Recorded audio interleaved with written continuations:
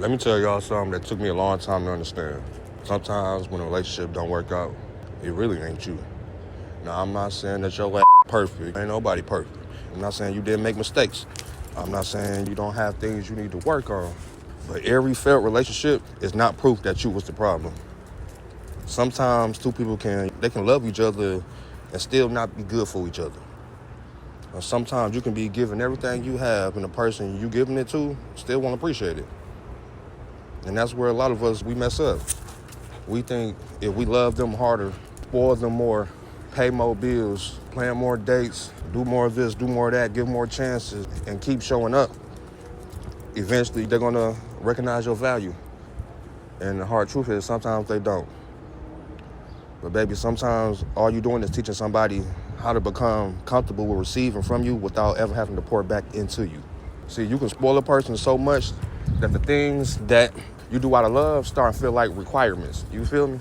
Starting to feel like that is required. At first, thankful, then they become comfortable. Then they become entitled. Now the thing you did because you care is suddenly expected from you every single time. And the minute you slow down, the minute you get tired, the minute you need something or somebody to take care of you for a change, now you acting different, now you acting weird. Sometimes we just be exhausted. Sometimes people get tired of being the planner, the provider, the motivator, the therapist, the problem solver, the one carrying the relationship while you sit back and just enjoying the ride. Some people don't want a partner, and I keep saying that. They just want a personal assistant with benefits. They want somebody to make their life easier while they do absolutely nothing to make yours better. And that's up. And growth. I'm sorry, I'm venting today, y'all. I just woke up with something heavy on my mind. But let's talk about growth.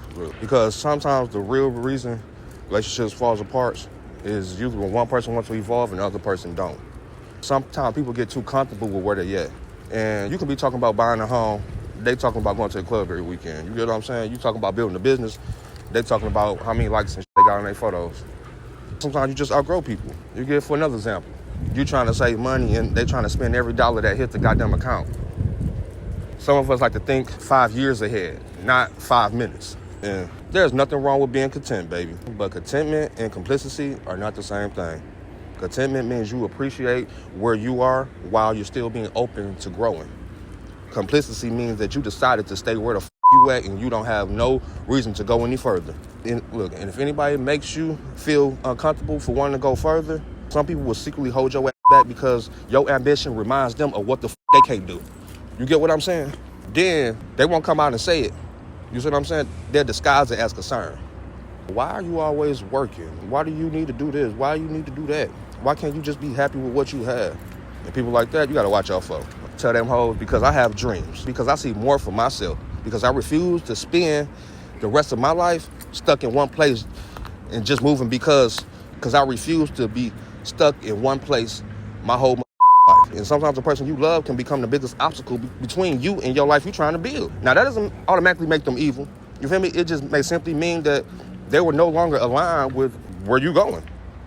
And everybody you love can't go where you want to go. And some people were only meant to meet the version of you that existed before you realize your worth. And when you start growing, setting boundaries, speaking up, and requiring more, then they're going to start calling you weird and start saying you changed. But that's good, though.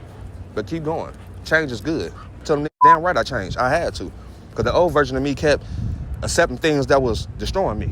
The old version of me kept staying quiet just to keep the peace. The old version of me kept pretending I was happy because I didn't want to lose somebody. But what is the point of a relationship if I have to lose myself to stay in it? And let me say this especially to the men.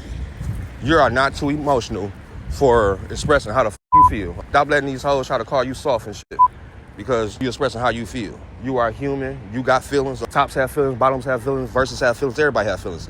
Masculine men have feelings. Strong men have feelings. Okay? Being able to communicate does not make you weak. That makes you strong. It makes you secure. It makes you emotionally mature. And the people who call you something different. Some people call you emotionally because accountability makes them uncomfortable. And they just refuse to. So have a good one, baby. And make sure y'all know y'all worth. I'm done venting.